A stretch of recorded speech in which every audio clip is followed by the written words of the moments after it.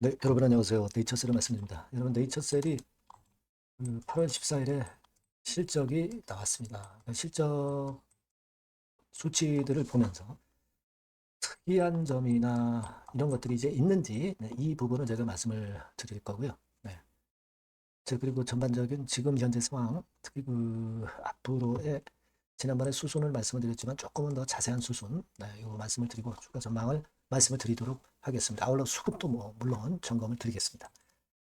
그리고 영상의 끄트머리에서는 승부주 말씀드립니다. 참고하시고요. 네이처셀 먼저 말씀드리겠습니다. 여러분들의 구독, 좋아요, 알림 설정은 항상 감사하게 여기고 있고요. 제가 여러분과 여하튼 끝까지 갈 겁니다. 그리고 네이처셀 입장이라고 문자 주시면 제가 텔방에 초대를 해드릴게요. 이 텔방의 중요성은 강조해도 지나치지 않습니다. 꼭 들어오셔서 신속하고 자세한 정보와 사인을 들으셨으면 좋겠어요. 네. 자, 문자 많이 주시고요. 지금 네이처셀에 대해서 이제 궁금한 것이 우리가 실적입니다. 혹시 실적에서 특이한 게 발생하지 않았나? 이거를 우리가 살펴보는데요. 여기 이제 나와 있어요. 연결이죠. 연결 보면은 이제 매출이 이제 수익이라고 나오는 겁니다. 작년 반기하고 대비해서 금년 반기 비슷합니다. 그죠? 102억 정도 매출. 그리고 영업이익 부분을 보면은 이번에 2분기에 7억 정도 발생을 해서 20억 정도 손실이 났죠. 작년 반기에도 한 20억 정도 거의 또 비슷해요. 비슷합니다. 그리고 단기 순손실을 보면은 17억 마이너스, 작년 동기에 19억 마이너스, 뭐 비슷합니다. 비슷한 수준이에요. 금년 2분기만 봐도 비슷하고요. 작년하고 아주 유사한 정도, 그 정도의 상황입니다. 이 매출이 대개 한 3분의 1, 4분의 1 정도가 주로 배지에서 여러분 일어나는 거죠. 네. 일단 좀 이따 말씀을 드리고요. 포괄 손익계산서는 이런 정도입니다. 그리고 우리가 재무상태표에서는 자본 총계를 변화가 있는지 좀 봐야 되는데 또 비슷합니다. 작년 동기하고 대비해서 6, 629억 거의 똑같죠? 네, 거의 똑같습니다. 작년 연말 대비해서 똑같습니다. 그죠? 현금성 자산 이런 것들도 우리가 체킹을 하는데 167억에서 212억 정도로 약간 늘었어요. 그래서 전체적으로 볼 때 유동자산이 좀 늘었죠. 288억에서 288억에서 399억. 비교적 괜찮습니다. 근데 이제 다만 유동부채가 좀 늘었죠. 유동부채가 87억에서 226억으로 부채 비율은 조금 늘었어요. 네. 그게 이제 특이한 정도의 상황이고 감사 보고서에서 이제 감사들은 뭐라고 얘기를 했는가? 이 부분은 한번 체킹하는 게 좋습니다. 그래서 외부 감사에 관한 사항, 요걸 보니까 핵심 감사 사항으로 배지 매출 표시, 발생 사실 이거에 대해서 이제 언급을 했습니다. 그러니까 요걸 중요하다고 본 거죠. 왜냐하면 배지 매출이 연결회사와 특수관계자와의 배치 매출을 보니까 한 4분의 1 정도거든요. 그렇죠? 그래서 요 부분에서 우리가 오류가 있을 수가 있고 또는 위험이 있을 수도 있기 때문에 그걸 이제 점검을 주로 핵심 감사사항으로 이제 한 겁니다. 근데 내용을 보면은요, 일단 별다른 마이너스 요인은 발생하지 않았습니다. 별다른 마이너스 사실은 발생하지 않았어요. 자, 그럼 된 거죠. 예, 그럼 된 겁니다. 그래서 우리가 지금 전반적으로 재무제표와 손익계산서를 좀 봤더니 뭐 영업 손실이 크게 감소한 건 없지만 그렇다고 해서 크게 늘어나거나 그런 것들은 없고 일단 특이한 하자는 없다. 이렇게 일단 결론을 내릴 수가 있겠고요. 다만 부채 비율이 약간 높아진 정도, 그 정도입니다. 뭐 의미 있을 정도의 수치는 아니고요. 네, 그런 상태입니다. 그러니까 네이처셀 입장에서는 지금 현재 이런 정도의 실적이라면 실적 때문에 올라가는 종목이 아니기 때문에 일단 불확실성은 해소가 됐다 이거예요. 그러니까 선물 옵션 만기 지났죠. 그리고 실적 발표 지났죠. 그렇다고 한다면 불확실한 부분의 파도는 넘었다 이겁니다. 네. 그렇게 보시면 될 것 같아요. 그리고 지금 수급이나 차트를 보면 이제 조금 늘어졌죠? 조금 늘어지는 모습이 좀 아쉽고, 이제 거래가 좀 이렇게 좀 올라와 줘야 되는데, 그런 것이 좀 없어요, 아직까지. 그래서 밋밋합니다. 그래서 그 부분이 좀 아쉽다. 이렇게 좀 생각이 되고, 그리고 수급을 보면은 외인들이 6천주 들어왔고, 프로그램이 최근에 매수가 많이 들어왔었잖아요. 근데 26,000주 정도 프로그램 순매도가 약간 나온 정도. 뭐 의미를 크게 부여할 필요는 없습니다. 그리고 대차 잔고는 조금 늘었네요. 조금.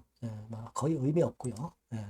그리고 공매도 잔고, 공매도 잔고는 한 6만 주 정도 감소해서 나쁘지 않습니다. 공매도 잔고는 크게 변화가 최근에는 좀 없어요. 그런 정도 움직임입니다. 자, 그래서 지금은 실적도 그렇고 수급도 그렇고 그다지 그렇게 크게 그 부담은 없어요. 근데 강렬한 게 없죠. 강렬한 게 없습니다. 그 강렬한 거는요. 이제는 실적 발표 끝나고 뭐 옵션 만기 지나고 선물 옵션 만기 지났기 때문에 네이처셀의 프리-BLA 미팅 건을 보는 게 중요합니다. 그죠? 네, 그래서 제가 개괄적인 프리-BLA 미팅의 수순을 말씀을 드렸지만은 조금은 더 자세하게 들어가면은 이렇게 되는 거죠. 그러니까 프리-BLA 미팅 요청을 제출했잖아요.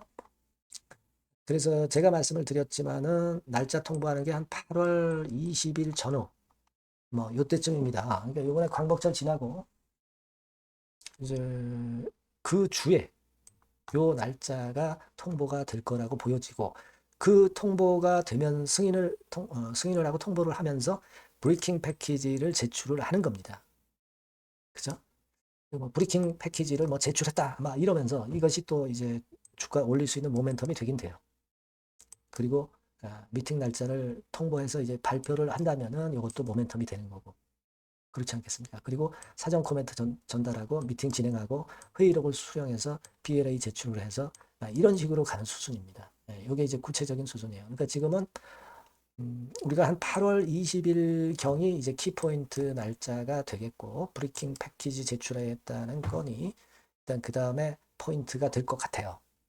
지금은 나올 수 있는 수순의 모멘텀은 있습니다.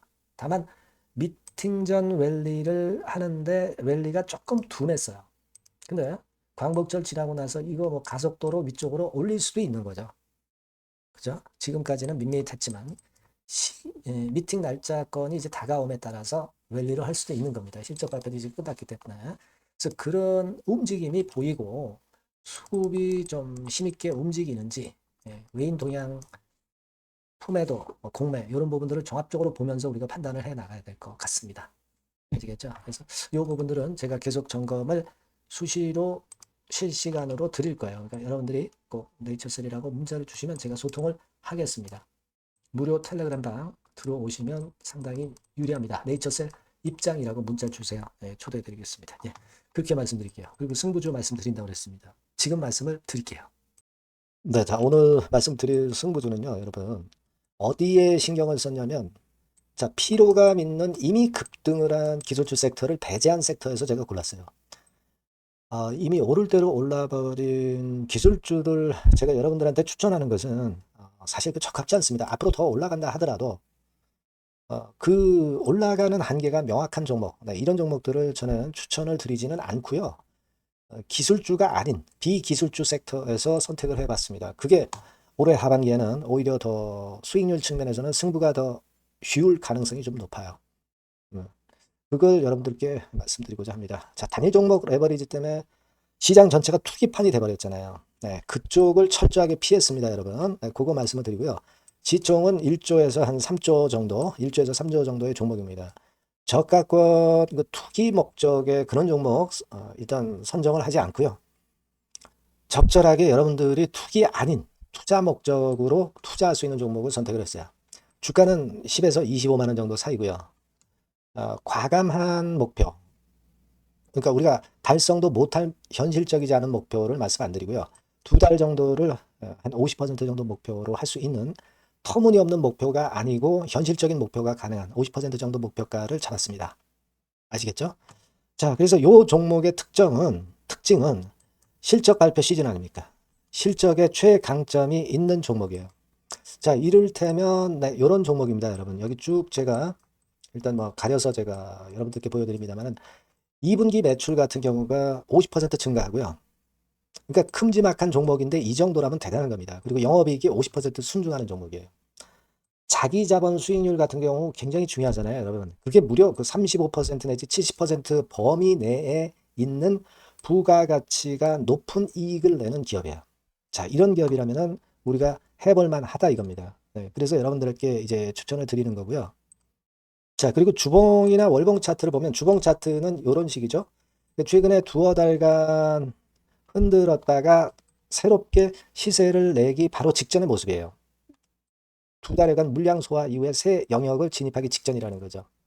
그죠? 네, 그겁니다. 그렇기 때문에 매력이 있고 월봉 차트도 비슷합니다. 그죠?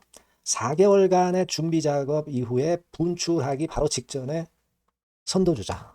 그 섹터의 선도주자. 막 이렇게 보시면 될 것 같습니다. 네. 자, 그런 종목입니다. 아무 종목이나 선택해서 말씀드리는 건 아니고요. 그리고 최근의 모습을 보면은 외인 기관이 쌍끌이 들어오고 있는 그런 모습이 보이죠, 여러분? 네. 초록색, 빨간색 보입니다. 근데 특히 투신이나 연기금이나 사모펀드에서 집중 매집하고 있어요. 자, 수급도 이렇게 뒷받침이 되는 종목이라면 우리가 해볼 만하다 이겁니다. 그죠? 우리가 해볼 만해요. 예, 여기 나오는 이 그래프의 종목은 아니고요. 해볼 만하다. 저는 그렇게 말씀을 좀 드리고 싶고요. 따라서 여러분들이 일단 하반기에 새 판을 짜는 한국 증시의 최적합주라고 저는 자신 있게 말씀을 좀 드리고 싶어요. 아시겠죠? 승부주라고 문자를 주시면 제가 매수부터 매도까지 끝까지 여러분들 곁에서 끝까지 케어하면서 수익을 내도록 한번 최선의 노력을 경주해 보겠습니다. 네. 꼭 승부주라고 문자를 주세요. 네, 감사합니다.